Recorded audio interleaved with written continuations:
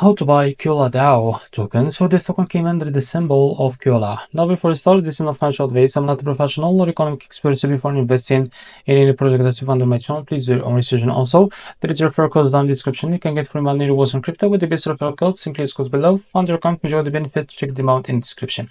So this token will be added on MEXC account, on MEXC exchange platform.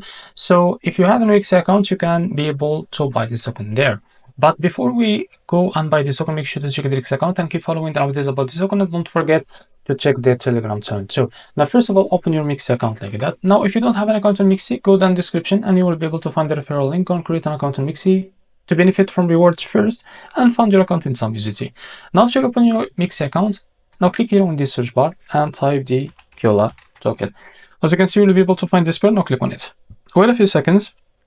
As you can see, this token will be live for trading about 13 hours from now. So after that date, you can click on limits here and set the amount that you want to buy. Now here you will be able to see how much you will be paid of the USDT on your account. Now click on buy this token. After that, click on market. If you want to use the market option, you can drag this to set how much percentage that you want to use of that USDT on your account. Now click on buy Kula. So this is how to buy Kula token. If you found it helpful, please like and subscribe. See you next video.